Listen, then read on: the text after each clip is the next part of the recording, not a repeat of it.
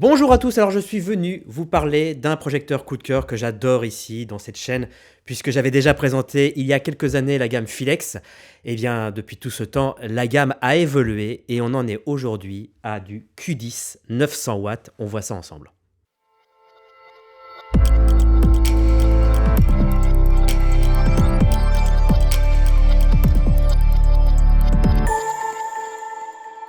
Alors oui, certes, j'ai pas l'habitude de présenter trop les projecteurs de la gamme professionnelle qui coûtent évidemment 3 bras, parce que ça n'a aucun intérêt. Mais en tout cas, celui-ci, pour moi, même s'il coûte très cher, environ 11 000 euros, je vais quand même vous le présenter et je parle aussi de cette gamme Philex que j'ai déjà parlé il y a quelques années sur ma chaîne en vous présentant les P360 et le Q8.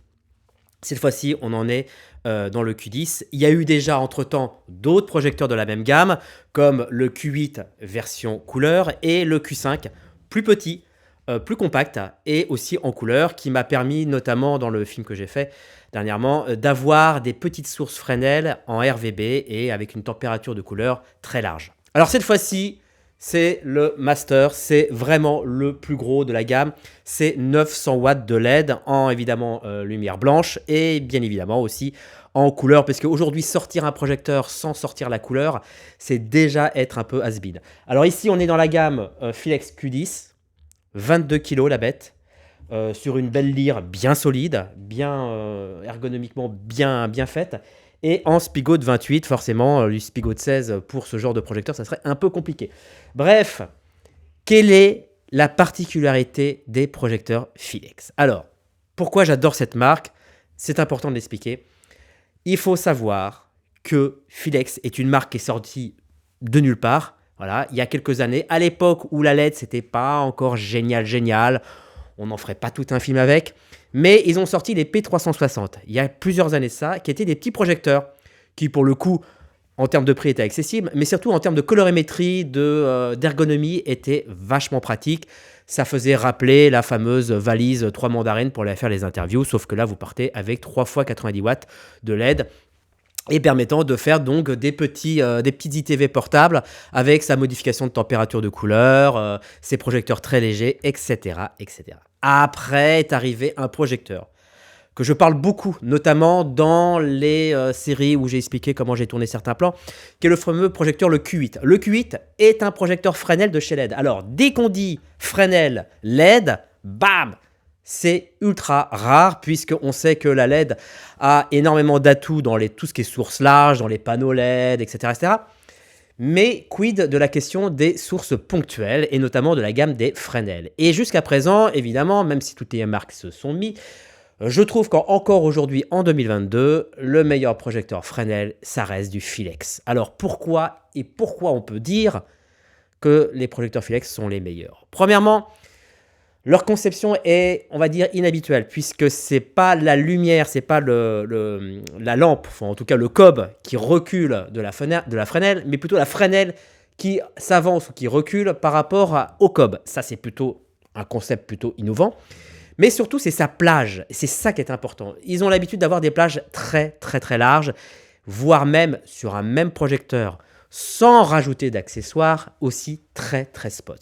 Et c'est ce qu'on retrouve exactement sur le Q10, à savoir une lentille de Fresnel bien foutue, mais qui a la particularité d'avoir une plage relativement large, plus de 70 degrés, jusqu'à une focalisation très serrée. Et tout ça sur le même projecteur, et encore une fois, sans accessoires, sans rajouter de lentilles, sans rajouter de chiméra, rien du tout.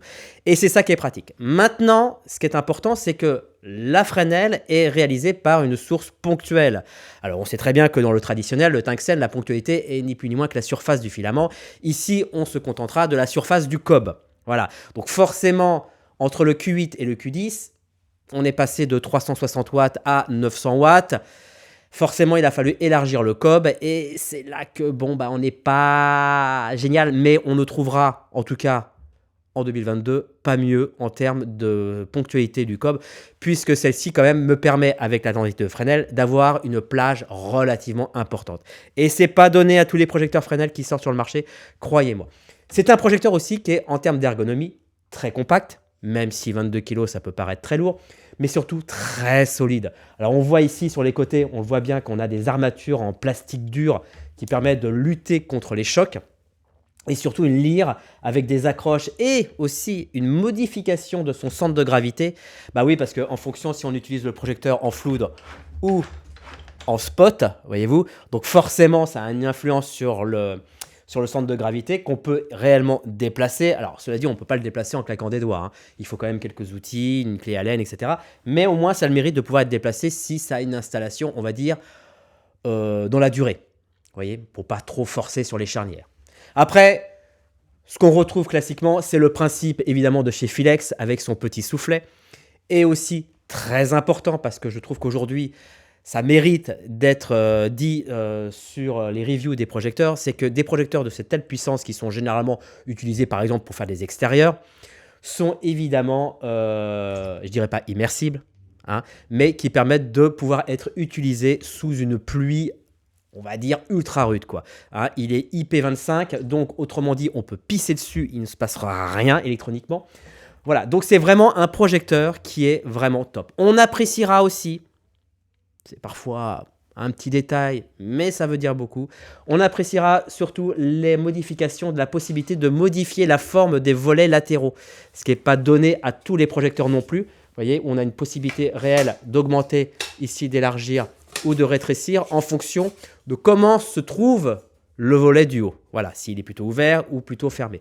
Et c'est plutôt pratique parce que ça évite, encore une fois, d'avoir recours à quelques morceaux de cinéfeuille et pince à linge pour lutter contre les fuites de lumière. Vous savez que j'ai parlé pas mal de lentilles de Fresnel, notamment sur l'Evoque 1200, où j'avais dit très clairement entre nous, mais ça reste entre nous, que la lentille de Fresnel était une catastrophe. Ici, franchement, on en est loin, puisque la qualité, il n'y a aucune fuite de lumière. Tout est parfaitement isolé de tous les côtés, donc aucune mouche, comme on dit dans le jargon, qui peuvent s'échapper du projecteur. Après, on retrouve les traditionnelles couleurs, RVB, RVB White, etc., où on se retrouve évidemment dans les mêmes configurations et dans les mêmes menus, en tout cas que le projecteur Q5, lui plus petit, où on peut effectivement faire de la couleur, désaturer, faire des effets, rentrer des gélatines, programmer des couleurs. Tout ça, évidemment, vous l'avez compris, en DMX et en Lumen Radio, parce qu'aujourd'hui, on cherche quand même tout de même à faire du DMX sans fil. C'est quand même plus pratique, hein. Donc ici, on est en CRMX. Et justement, les projecteurs qui sortent aujourd'hui doivent au moins avoir la particularité de pouvoir être utilisés en DMX sans fil, parce que en plateau télé, en événementiel, ok, à la limite, on peut mettre du filaire.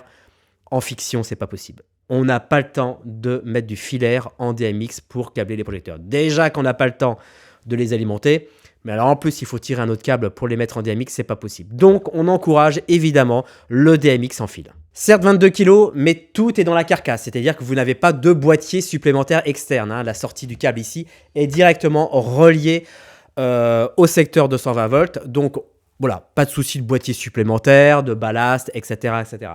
Alors, ce projecteur 900 watts, il rentre quand même dans la gamme des projecteurs relativement puissants, où moi j'avais l'habitude par exemple d'utiliser en termes de puissance le Mole Richardson 900 watts mais uniquement monochrome et avec une température de couleur qu'aujourd'hui en 2022 on peut commencer un peu à douter sur la stabilité de sa lumière blanche.